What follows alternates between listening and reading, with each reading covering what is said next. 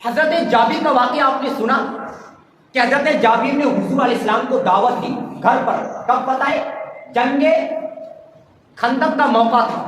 خندق کھودی جا رہی تھی. اس جنگ میں ایک صحابی حضور علیہ السلام کے پاس آئے اور کہنے لگے اب بھوک برداشت نہیں ہوتی، اب بھوک برداشت نہیں ہوتی. وہ صحابی نے اپنے کرتے مبارک اٹھا کر حضور کو دکھایا تو کیا دیکھا گیا کہ ان کے پیٹ پر ایک پتھر بندھا تھا. وہ صحابی بھوک کی وجہ سے پیٹ سے مل گیا اور پیٹ کی جگہ پیٹ پر ایک پتھر بندھا تھا. وہ صحابی نے جب حضور کو دکھایا کہ اب بھوک برداشت نہیں ہوتی، آقا یہ دیکھیں ہم نے اپنے پیٹ پر پتھر باندھا. جب حضور نے دیکھا تو کیا پتہ ہے؟ حضور نے اپنا کرتے مبارک اٹھایا. حضور نے بھی اپنا کرتے مبارک اٹھایا اور وہ صحابی کو کہا ادھر دیکھ لو. تو کیا دیکھا گیا کہ اس صحابی کے پیٹ پر تو ایک پتھر تھا، حضور کے پیٹ پر 2 پتھر بندھے تھے. بھوک کی شدت کی وجہ سے حضور کے پیٹ پر 2 پتھر بندھے تھے.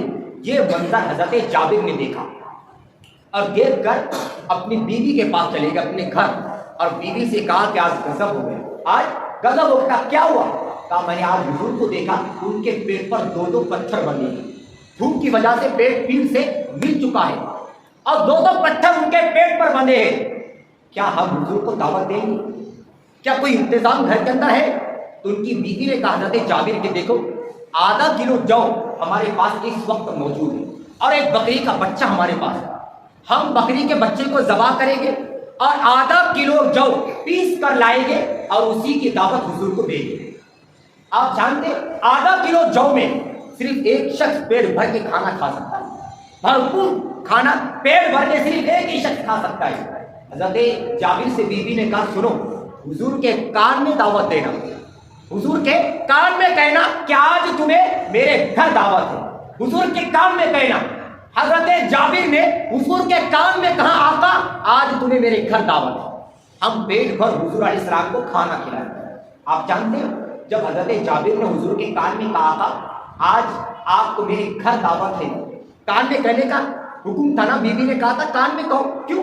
ایک ہی شخص کھا سکتا ہے، دوسرا سنے تو مجبوراً اس کو بھی بلانا پڑے گا اور وہ آ جائے تو حضور کم کھانا کھائے گے، پھر حضور بھوکے رہ جائے. یہ سوچ کر کیا تھا کان میں کہو تاکہ حضور کو کھلایا جائے اکیلے پیٹ بھر کے. حضور علیہ السلام کے کان میں کہا، حضور نے سنا اور کیا کہا اے لشکر والو خوش ہو جاؤ. حضور نے کہا اے لشکر والو خوش ہو جاؤ، آج حضرت جابر کے گھر پورے لشکر کی دعوت. اب حضرت جابر پریشان ہوا، میں نے تو کان میں کہا اور انہوں نے پورے لشکر کو دعوت دے دی، اب کیا ہوگا؟ فوراً ٹینشن میں گھر آئے اور بیوی سے کہا پھر عجیب ہو گیا. کہا کیا ہوا؟ کہا آپ نے کہا تھا حضور کے اکیلے کو دعوت دینا، کان میں کہنا. میں نے حضور کے کان میں کہا کہ آپ کو دعوت ہے، لیکن حضور نے پورے لشکر کو دعوت دی. حضور نے پورے لشکر کو دعوت دی. اب کیا ہوگا؟ آدھا کلو جو ہم کس کو کھلائیں؟ پورے لشکر کو حضور نے دعوت دی. اور یہ آقا ایسا کیسے کر سکتے کہ غلام بھوکے ہو جائے اور حضور پیٹ بھر کھا لے؟ یہ کیسے ہو سکتا؟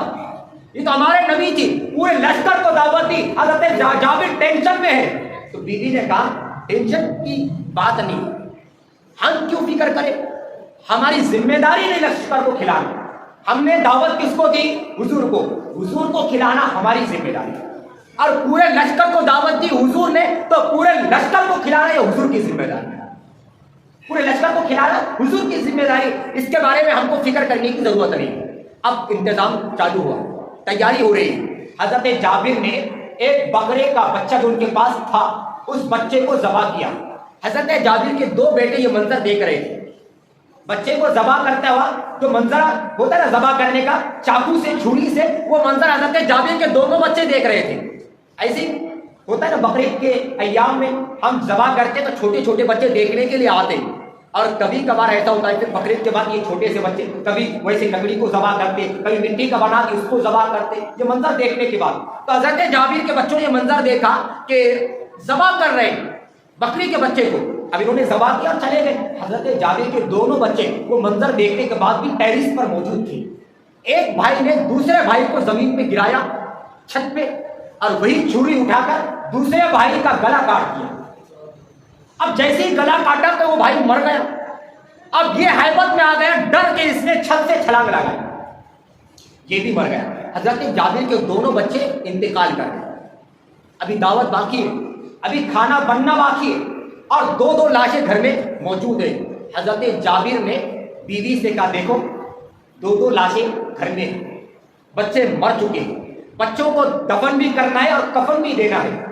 اگر ہم ابھی معاملہ کریں گے، بچوں کی محبت میں روئیں گے دھوئیں گے، تو پھر ہمارے نبی بھوکے رہ جائیں گے، ہمارے نبی کھانا نہیں کھائیں گے۔ یاد رکھو بچوں کو دفن بھی کرنا ہے اور بچوں کو کفن بھی دینا ہے، سب کچھ کرنا ہے۔ دیکھیں ابھی کرنے کے بجائے ہم ان بچوں کو چھپا دیں گے اور رات میں پھر بچوں کو نہلائیں گے، کفن بھی دیں گے اور دفن بھی کریں گے۔ مجھے بتائیں کیا عشق تھا وہ صحابہ کا؟ دو لاشیں گھر میں موجود، خود کے بچوں کی لاشیں موجود، اور لاشوں کو چھپا دیا گیا پردے کے پیچھے۔ حضور کو دعوت دی گئی ہے، اس ماں کی محبت پر سلام۔ کیا عشق ہوگا؟ روٹیاں بیٹھ رہی ہے وہ ماں جس کے گھر میں دو بچوں کی لاشیں موجود ہیں، کیا گزر رہی اس کی ماں کی دل پر کہ اپنے ننھے لگتے جگر بچوں کی لاشیں پردے کے پیچھے چھپی ہے، پردے کے پیچھے چھپی ہے، اور یہ ماں روٹیاں بنا رہی ہے، حضور کی دعوت کرنا ہے، فنکشن ہوگا اس دن، کیوں؟ حضور کی آمد ہو رہی ہے گھر میں اور لاشیں موجود ہیں۔ اس ماں کی محبت کو سلام۔ اس صحابی کے عشق رسول کا اندازہ لگائے، کیا عشق تھا وہ صحابہ کے اندر؟ روٹیاں بن گئی اور سالن بن گیا، حضور کو دعوت دی گئی۔ آج یہاں پر روک کر ایک بات بتانا چاہتا ہوں، دو دو لاشیں گھر میں موجود ہیں، اپنے بچوں کے دو دو لاشیں گھر میں موجود ہے، حضور کی دعوت کینسل نہیں ہو رہی ہے۔ یار بیوی صاحبہ کا سر دکھ جائے تو بڑی بڑی دعوتیں ہم کینسل کر دیتے، بڑے بڑے لوگوں کی دعوت کینسل ہو رہی ہے، کیوں؟ گھر میں بیوی کا سر دکھ رہا ہے، بیوی کو بخار آ گیا ہے، دعوت کینسل ہو رہی ہے۔ لیکن وہ صحابی کے عشق رسول کا اندازہ لگائے، میت گھر میں ہے، میت، دو بچوں کی میت گھر میں ہے، جنازہ گھر میں ہے، بچے مر چکے ہیں، لیکن حضور کی دعوت کینسل نہیں ہوئی، بچوں کو چھپا دیا گیا۔ حضور علیہ السلام کو دعوت دی گئی، پورا لشکر آیا۔ اب حضرت جابر نے کہا آقا پہلے اپن کھانا کھا لیں، کیوں؟ پتا ہے نا ایک ہی شخص کا کھانا ہے، اگر پہلے صحابہ کھانا کھا لے تو کھانا ختم ہو جائے گا، ہمارے نبی پھر بھوکے رہ جائیں گے۔ تو صحابی نے کیا کہا؟ پہلے آقا آپ کھانا کھائیں۔ تو صحابہ نے، حضور نے کہا ایسا کیسے ہو سکتا کہ پہلے امام الانبیاء کھا لے اور غلام بھوکے رہ جائے، صحابہ بھوکے رہ جائے، یہ کیسے ہو سکتا؟ پہلے صحابہ کھانا کھائے۔ اب جابر پھر ٹینشن میں آ گیا اور کہا کہ آقا مجھے ڈر لگتا ہے کہیں کھانا ختم نہ ہو جائے۔ حضور علیہ السلام نے کہا وہ جو آپ نے کھانا بنایا اس کو میرے پاس لاؤ۔ حضور علیہ السلام نے اس آٹے میں اپنا لعاب ڈالا، اپنا تھوک ڈالا، تھوک اس آٹے کے اندر، اور اس سالن کی ہانڈی میں بھی اپنا لعاب ڈال دیا، دونے میں لعاب ڈالا اور کہہ دیا وہ ڈھکن اٹھا کر ہانڈی میں بھی نہیں دیکھنا اور اس کے طرف بھی توجہ نہیں کرنا، آٹے کی طرف، بس آپ بناتے رہنا، لشکر کھانا کھاتے رہے۔ ایسے ہی ہوا، ایسے ہی ہوا۔ حضور کا تھوک اس نے کیا پڑا کہ پورے لشکر نے کھانا کھایا۔ وہ آدھا کلو جو میں اتنی برکت ہو گئی کہ پورا لشکر کھانا کھایا۔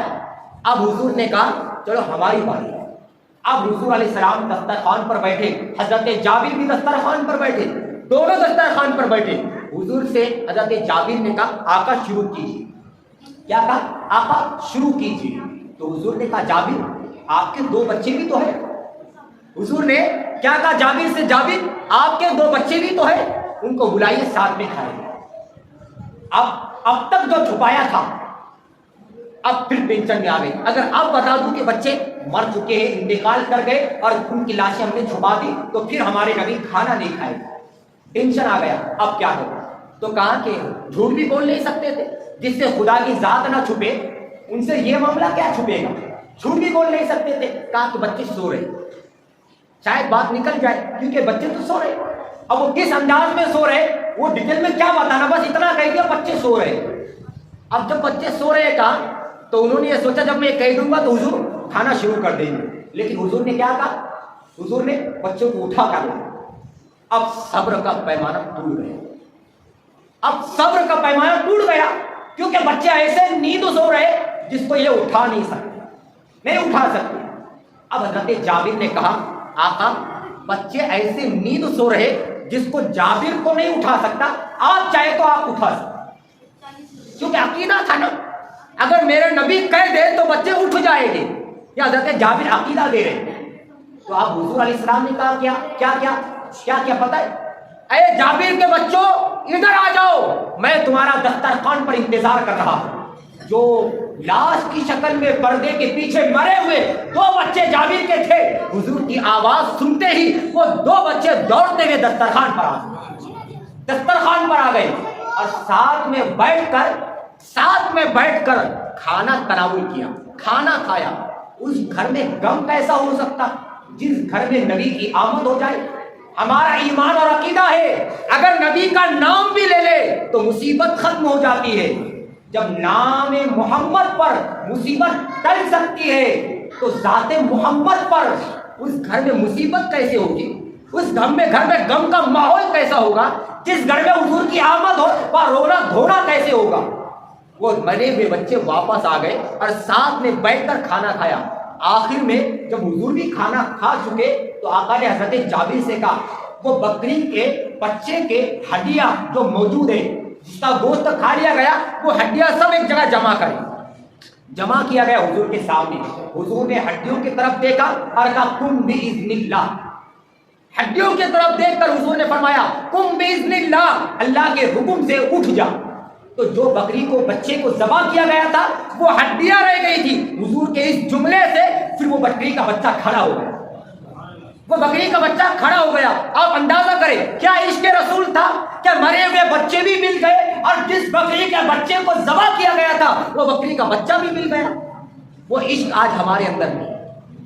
ہم صرف دعوے دار ہیں کہ ہم حضور سے پیار کرتے، حضور سے محبت کرتے، آقا سے ہمیں عشق ہے، الفت ہے. یہ بات یاد رکھیں. اگر حقیقت میں اگر حضور سے عشق ہوتا تو آج مسلمان غیروں کے قدموں میں نہیں ہوتا، ہرگز نہیں ہوتا. لیکن کیا وجہ ہے کہ آج مسلمان ڈر کے ٹھوکریں کھا رہا ہے. آج قوم مسلم کے نوجوان لڑکیاں غیروں کے سامنے ہاتھ پھیلا کر بھیک مانگ رہی ہے. کیا وجہ کیا ہے؟ وجہ صرف یہی ہے اللہ رسول کی تعلیم سے کوسوں دور ہو گئے. ہم نے دین کی تعلیم کو پیٹ کے پیچھے ڈال دیا، جس کی وجہ یہ ہے کہ آج مسلمان غیروں کے قدموں میں آ گیا. کیا ویلو ہے مسلمان کی؟ آج کیا ہے؟ آپ دیکھ رہے ماحول دیکھیں. آپ مسلمان کو حقارت کی نظر سے دیکھا جا رہا ہے، مسلمان کو پاپ کی نظر سے دیکھا جا رہا ہے. ہم نے اپنا وقار خود گوا دیا، ہم نے اپنی عزت خود کھو دی. آج بھی یاد رکھے اگر دامن مصطفیٰ میں قوم آ جائے، اگر امت محمدی اگر واپس حضور کی تعلیمات پر آ جائے تو یاد رکھے یہ جن کے قدموں میں آج تم کو کچلا جا رہا ہے، یہ سارے لوگ خود بخود تمہارے قدموں میں آ جائیں گے، اپنے سر کو تمہارے قدموں پر ٹیکنے پر مجبور ہو جائے گی. شرط یہ ہے کہ ہمیں سچے اور پکے عاشق رسول بننے کی ضرورت ہے. ابھی ہم بنے رہے دعوے دار ہیں، ہم حضور سے اپنے جان سے زیادہ پیار کرتے ہیں.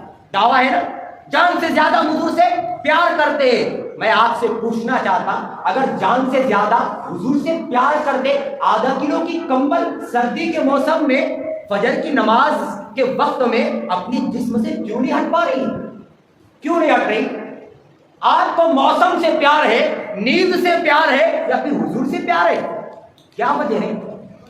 دعوے دار ہے نا عشق کے، پھر کیوں نماز قضا ہو رہی ہے؟ کیوں نماز چھوٹ رہی ہے؟ آقا نے فرمایا کہ جو نماز ایک وقت کی جان بوجھ کر چھوڑ دے، آقا فرماتے اس کے قبر میں 99 سانپ مسلط کیے جاتے ہیں. ہے عشق کے دعوے دار. حضور نے فرمایا کوئی اگر نماز پڑھتا ہے تو میرے آنکھوں کو ٹھنڈک پہنچتی ہے. آپ مجھے بتائیں کیا ہم نماز کے ذریعے حضور کی آنکھوں کو ٹھنڈک پہنچا رہے؟ نہیں. عشق کے دعوے دار ہیں لیکن عمل ہماری زندگی میں نہیں ہے.